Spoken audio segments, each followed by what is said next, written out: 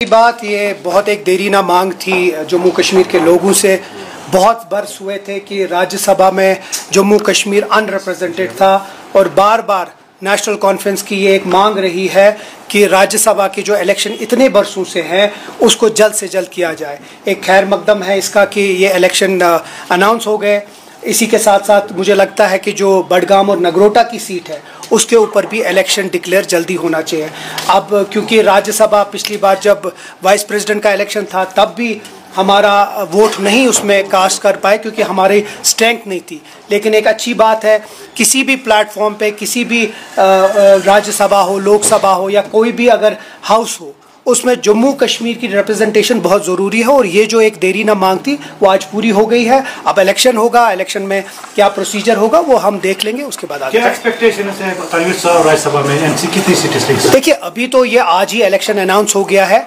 अब जो पार्टी की लीडरशिप है वो बैठेगी, वर्किंग कमेटी इसके ऊपर बात करेगी, उसके बाद फिर आपके साथ बात करेंगे कि कौन कौन होंगे। अब ये देखना है कि इसका शेड्यूल कैसा है। इसमें जितना हमें पता चला है कि इलेक्शन कमीशन तो चाहती थी कि ये अलग अलग हो, लेकिन सुप्रीम कोर्ट ने इसमें मना करके इसको जो 3 इलेक्शन कराए जो पहले भी हुआ करता था। एक अच्छी बात है, एक सबसे बड़ी बात है कि जमहूरियत इसमें जीतनी चाहिए और जमहूरियत हर जगह पनपनी चाहिए, चाहे वो राज्यसभा हो, लोकसभा हो, असेंबली हो या किसी भी हाउस से। तो हम कोशिश करेंगे कि जितना भी रिप्रेजेंटेशन हो सकती है उतनी हो जाए। तनवीर साहब, काफ़ी टाइम से राज्यसभा को लेकर बताया जा रहा है कि फारूक अब्दुल्ला शायद नेशनल कॉन्फ्रेंस के कैंडिडेट हो सकते हैं, सो क्या उम्मीद रखेंगे कि फारूक अब्दुल्ला साहब? देखिए, इस तंजीम में working committee decision making body होती है और वर्किंग कमेटी और जो कोर ग्रुप है हमारा वो बैठ के इसके ऊपर फैसला करते हैं। अब क्योंकि इलेक्शन आज हुआ, लीडरशिप बैठेगी कुछ ही दिनों में, क्योंकि जो फर्स्ट डे ऑफ नोटिफिकेशन या नॉमिनेशन है वो शायद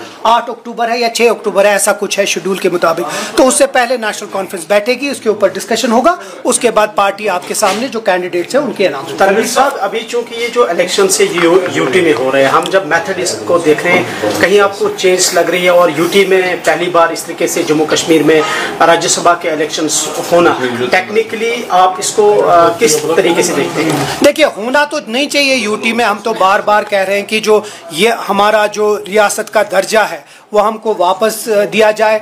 अब क्योंकि एक प्रोसेस है, राज्यसभा या लोकसभा, इसमें कोई चेंज नहीं आती है यूटी में, लेकिन हम उम्मीद करते थे कि जल्द से जल्द स्टेटहुड हमें रेस्टोर हो ताकि हम स्टेटहुड में ये सारे इलेक्शन करें। अब क्योंकि इसमें जो तरीका है वो वोटिंग जो जिस तरीके से होता है वो मुझे लगता है पूरे मुल्क में सेम तरीके से होता है और वहाँ यहाँ भी वैसा ही होगा जिस तरह शेड्यूल निकला है कि 8 अक्टूबर को नॉमिनेशन होगा और 26 या 24 के करीब इसमें इलेक्शन होगा।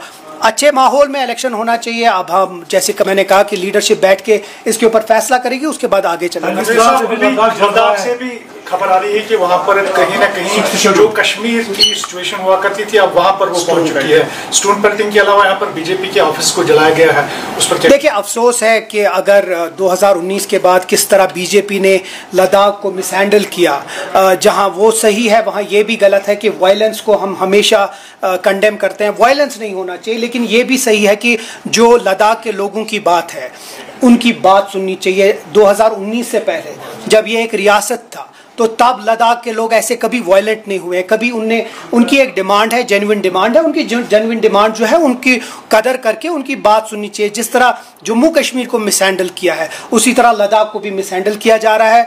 उम्मीद करते हैं कि जो हुकूमत हिंद है वो इसको बड़े संजीदगी से देखे, जम्मू कश्मीर को अपना स्टेटहुड दे और लद्दाख के लोगों को, चाहे वो करगिल के लोग हैं, उन लोगों की जो मांग है उसको पूरी करें।